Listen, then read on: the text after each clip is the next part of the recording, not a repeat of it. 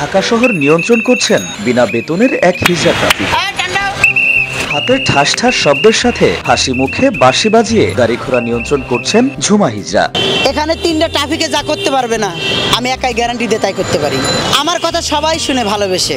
একটা রিস্কালার যদি ট্রাফিকে একটা কথা কই গরম হয়ে যায়, অথচ আমি যদি কই বাবা ইচ্ছা যারে আব্বা জাম লাগিছে, ও 100% আমার কথা শুনে। মানে আপনি ভালোবেসে বিশ্ব জয় করা যায় কোনো ক্ষমতা দিয়ে নয়। যেখানে মনে করা হয় হিজড়া মানেই হাততালি দিতে দিতে অন্যের সামনে হাজির হওয়া, অপরের সামনে হাত পেতে টাকা দাবি করা, সেখানে সমাজের এমন নেতিবাচক ধারণা বদলে দিতে ঝুমা খাতুন নেমেছেন রাজধানীর মহাসড়কে। তোরে কিসের টাকা দিব? তুই বেটা নাস কি হিজড়া না কি? তুই কাপড় আগে। তখন জিনিসটা খারাপ লাগে ভাইয়া। এটা কি বলা সম্ভব? একটা মানুষ কি সব জায়গায় ইজ্জত দেখানো সম্ভব? আমাদেরকে ভালোবেসে দেখেন, আমরা আপনাদেরকে মাথায় তুলে রাখবো। এর আগে হেমায়তপুর অঞ্চলে দিনে 10,000 টাকার কালেকশন ছিল ঝুমা হিজড়ার। সেই রোজগার ছেড়ে আত্মসম্মান নিয়ে বাঁচতে নতুন জীবন চান তিনি। আমি জায়গায় জায়গায় নৃত্য করি, বিয়ে বাড়ি ফাংশনে নাচ গান করি, বিভিন্ন অনুষ্ঠানে আমাকে নাচ গান করাই, বিনিময়ে যা 500-700 টাকা দেয়, এই দিয়ে আমার জীবন চলে। যখন নাচ গান করতাম তখন অনেকে নাচের মাধ্যমে আমার শরীরে হাত দিতে খুব খারাপ লাগতো, কিন্তু এখনকার যে অবস্থা মানুষের সেবা করছে আমার খুব ভালো লাগে। হাত পেতে নয়, হিজড়া জনগোষ্ঠীর সবাই কাজ করে খেতে চান বলে জানান ঝুমা হিজড়া। তবে সমাজের মানুষ এখনো পিছিয়ে থাকা এই হিজড়াদের ভালোভাবে গ্রহণ করতে শিখেনি বলে আক্ষেপ করেন তিনি। হেমাদপুরে দোকান দিছিলাম, কিন্তু হেমাদপুরের লোকেরা আমাকে আর কি ব্যবসা করতে দেয়নি। কয় তুমি হিজড়া, তুমি হাত পাতলে টাকা পাবা, কেন ব্যবসা করে খাবা?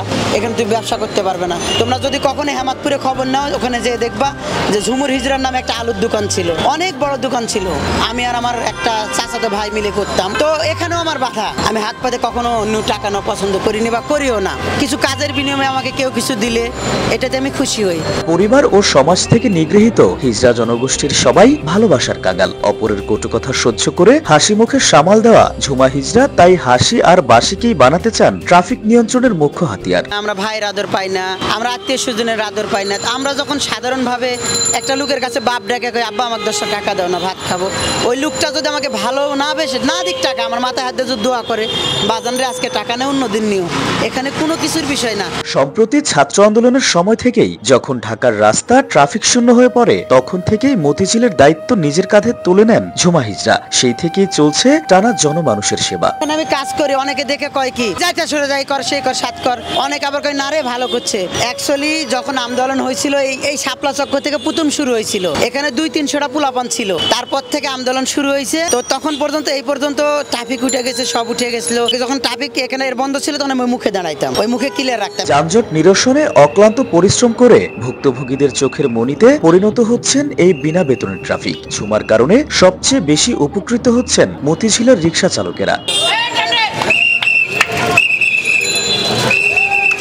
ভালো কাজ করতেছে, গাড়ি টাড়ি জাম টাম সারা দিতেছে। হিসাবে সরকার অগর বেতন দেওয়া নাগে, বেতন ছাড়া কাম করে আঙ্গুরের সুবিধার জন্য আস্থা জাম জুট মুক্ত করে সন্তুষ্ট হইতো। মানে ভালো একটা কাজ করতেছে উনি। ট্রাফিক সবসময় থাকে না, মোড়ে থাকে, উনি তো আর কি সব রাস্তায় আর কি ধরেন জ্যামজট ছাড়াইতেছে। অনেকেই অনেক রকম আশ্বাস দিলেও সেই অর্থে কোনো সহযোগিতা পাননি বলে জানান ঝুমা খাতুন। তবে মানুষের ছোট ছোট উপহার পান নিয়মিত, এ নিয়েও তৃপ্তির শেষ নেই আজীবন ভালোবাসা বঞ্চিত এই হিজড়ার। এই পর্যন্ত আমাকে কেউ কোনো অনুদান বা কেউ কোনো সহযোগিতা বা উপর লেভেল থেকে আমাদের কোনো আশ্বাস এরকম কিছু দেয় নাই। তবে হ্যাঁ, এই যে সাধারণ মানুষ যা আশা করে হয়তো ভালোবেসে ডাক দিয়ে আমাকে কলা দেয়, রুটি দেয়, কেউ 10 টাকা 5 টাকা দেয়। এদিকে 19 বছর ধরেই ঘর ছাড়া ঝুমা হিজড়ার ফেরা হয়নি সিলেটের নিজের গ্রামে। মা বাবা আর নিজের ছোটবেলার কথা মনে পড়লে মন ভারী হয়ে ওঠে তার।